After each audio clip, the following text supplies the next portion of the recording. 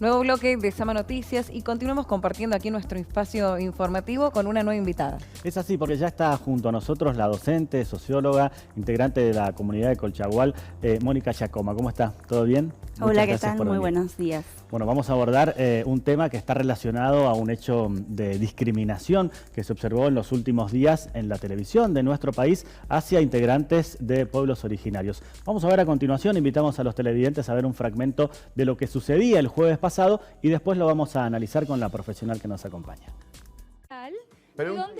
¿De dónde son? Argentina Mantacaico. Ah, claro, que habrá querido decir que... Este se pasó de estación. La amo, te amo, Maggie, te amo. Indígenas. Habrá querido decir. Se pasó Eso de es lo que estación son. este señor, me Argentina parece. tiene que aprender a hablar el idioma de los indios. Claro, me está... A ver, dígame una palabra en indio para aprender. En originarios. Alincausa. Alincausa, ¿qué significa? Vivir bien, no tener prejuicios, no robar, no mentir, no engañar. Muy bien. ¿Escucharon, chicos? ¿Viven así? ¿Viven así? No, tienen que aprender la escuela. En la escuela tienen que cambiar un poco. Y dígale a los chicos del piso también que vivan así. ¿Quiénes son los chicos del piso? Está Fabián Doman, está La Tota, está Pampa, están todos. Tienen que renovar todo, no sirve eso. ¿Qué quiere? Renovar todo. Los ponemos a ustedes, ¿quieren? Pero justamente nosotros somos renovados, estamos renovados. Nosotros, a ver, por Ya ejemplo, le hicimos Peleamos por los derechos de los pueblos originarios supongamos- y el indio nos quiere rajar, dejar sin laburo. ¿Cómo es el tema? Si les dicen así, se llama. Supongamos Espera, que sí. ahora No es estamos en un despectivo, programa se en dice así. vivo. Acá toda la gente son panelistas. ¿Se suman a ser panelistas? Preguntale, un no, ratito? pará más Somos fácil. panelistas. ¿De qué Ya va a que lo hablar? tenemos. Tercer Balón de la Paz, que llegó de Jujuy a Buenos Aires. Quieren a traer paz. Preguntale a quién votaron. Porque en Jujuy, pará. ¿Dónde Maggie. paz? ¿Votaron? Me pregunta el conductor. Paz basado en la verdad y en la justicia. Muy No, bien. preguntale, ¿Y toda esa verdad, pues en paz y Jujuy ganó justicia, Milei. ¿votó usted? Por supuesto que voté. ¿A quién votó? Quiere contar. No se lo voy a decir porque es privado, y yo le estoy hablando en serio. Sí, sí, Primero no me río. No, me digo porque me dice que es Se privado. Por picó la eso. señora. Por supuesto, porque el voto no es público. No se enoje, si no le estoy peleando. No, yo no tampoco le estoy peleando, pero son cosas serias, no son cosas, porque estamos definiendo el destino de un país. Bueno, está bien, está bien. Andate, Maggie, tampoco que me dé clase de moral. Dale. Ya me banqué bastante que el señor...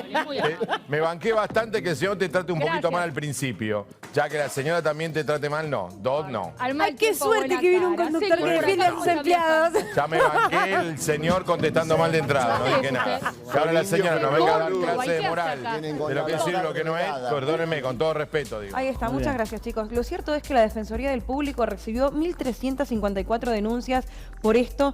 Uno, desde el plano del periodismo, podría analizarlo desde muchas aristas, ¿no? Más cuando uno está tratando de hacer un programa en el marco de una televisión pública y universitaria. Pero no vamos a dar clases de periodismo, vamos a hablar específicamente del acto discriminatorio y si quieren después sí podemos hacer un análisis de todo lo que se vio en esa escena tremendamente avergonzante. Sí, tremendo. Y es por eso que está Mónica, como recién la presentábamos con nosotros.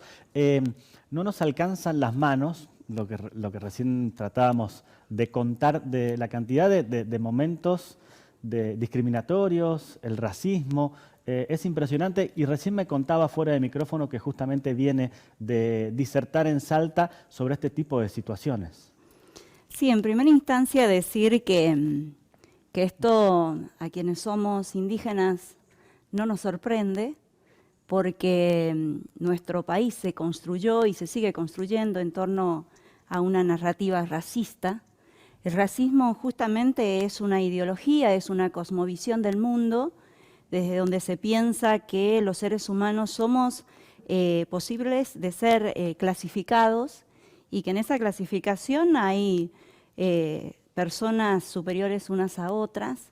Esto tiene que ver con un proceso de conquista y colonización, porque lo que observamos en este medio de comunicación es nada más ni nada menos que la expresión de discriminación, pero que en ella subyace el racismo, que de manera permanente en Argentina sostiene muchas de nuestras prácticas sociales, no solamente en los ámbitos de los medios de comunicación, en los ámbitos educativos, sino en la vía pública general, porque justamente en nuestro país el racismo ha calado fuerte, muy fuerte en las subjetividades, en las corporalidades y en los cuerpos, no solamente de quienes han sido conquistados y colonizados, sino también en quienes de alguna manera deberían interrumpir esas lógicas de colonización, ¿no? Y esto uno lo puede observar de manera constante porque esto nos sorprende, nos llama la atención, esta discriminación, esta objetivación del racismo, pero en nuestro país se sigue ejerciendo el chinismo, se sigue expropiando territorios, se sigue clasificando a algunos pueblos originarios como usurpadores de tierras que en este momento sí son argentinas porque históricamente no lo fueron, fue un solo territorio. Entonces es muy fuerte cuando se observa, ¿no?, la sorpresa de esto, y el resto de las acciones también son racistas, pero bueno, pasan a ser nada más ni nada menos que parte de la descripción general a la cual tristemente asistimos, ¿no? Y decirte que cuando uno mira esto nos duele, nos genera mucha angustia.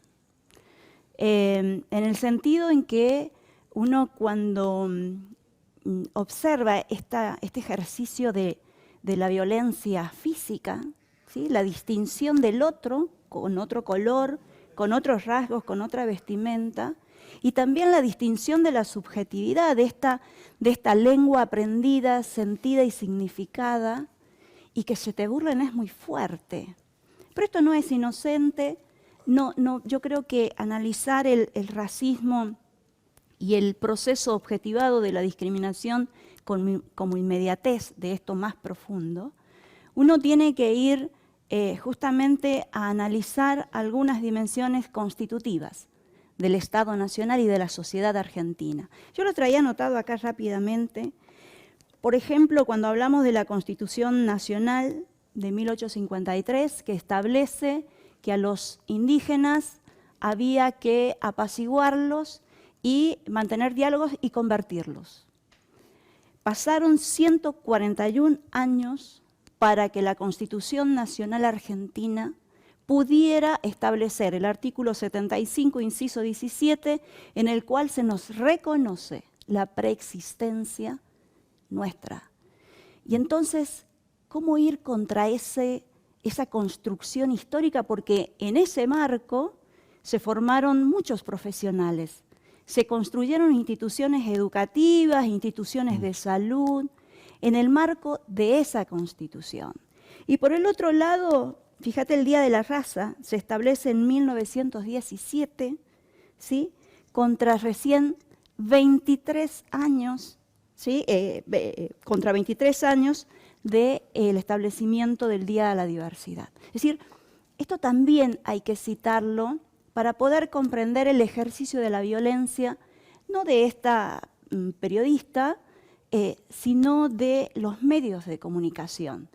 Y la constante denuncia del atropellamiento, de la violencia que recibimos los pueblos originarios en general, ¿sí?, y que pasamos, ¿sí?, a ser nada más ni nada menos a veces como un espectáculo, ¿no? Por eso me parece muy necesario e interesante pensar en qué marco se construyen las instituciones, no solamente educativas, porque acá siempre se dice la apuesta tiene que ser en la educación, pero también tiene que ser en otros organismos, porque es muy fácil decir, desde la educación se puede transformar, pero si no hay voluntades políticas, desde un marco más general como es el Estado, nuestro Estado sigue siendo uninacional y monocultural.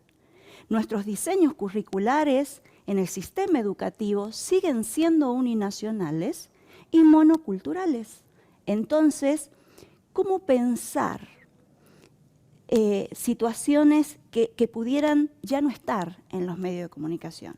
Y por allí charlábamos, nosotros yo pertenezco en este momento, hace rato, ¿sí?, a la cátedra de la UNESCO, ¿sí?, contra el racismo y la discriminación, que funciona en la Universidad Nacional del 3 de Febrero. Desde allí realizamos algunas actividades contra el racismo y la xenofobia.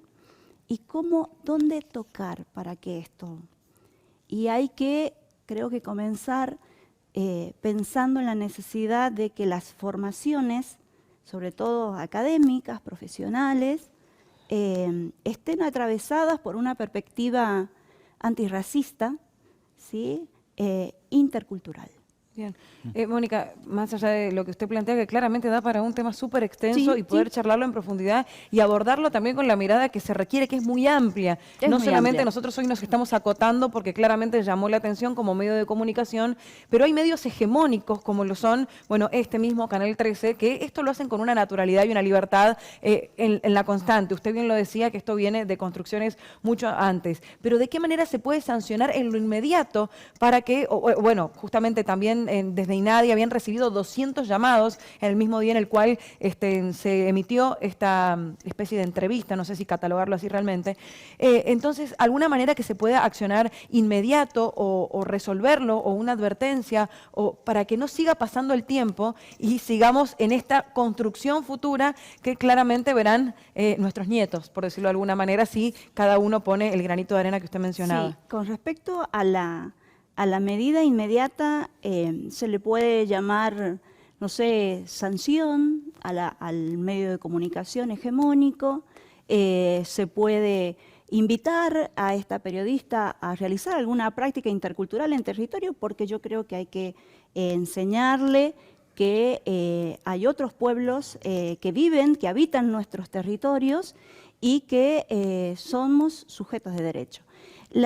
Trabajar el racismo y la discriminación de manera inmediata es muy difícil, porque la constitución de los seres humanos, ¿sí?, tienen dos dimensiones, la objetiva y la subjetiva. Y la subjetiva es una construcción que lleva mucho tiempo, porque desde allí vos mirás, contemplás, evaluás tu realidad propia y la de otros. Es decir, que es muy difícil, pero no es imposible. Claro. Nosotros desde territorio lo estamos haciendo de manera muy pequeña, con escuelas, con redefiniciones de algunos conceptos en las facultades sociales, en la Facultad de Ingeniería, donde yo soy docente, en institutos de formación docente. Se puede hacer, se puede hacer.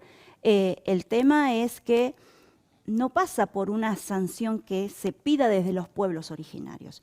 Es una sanción que tiene que venir justamente del Estado, ¿sí? Porque también hay que reconocer esto. ¿Cuántas veces se nos dijo y se afirmó que Argentina se construyó de aquellas poblaciones que bajaron de los barcos? También eso develan posturas y decisiones y miradas frente a la Constitución y a la existencia de los pueblos originarios en nuestro país. Entonces, da para mucho, ¿no? Sí, sin duda. Da para mucho, y para mí es esto de poder hablarlo acá, es muy necesario, importante, y sería justamente una medida pertinente, porque considero que los medios de comunicación, si hay algo que deberían tener, humildemente lo digo, pertinencia territorial y pertinencia cultural.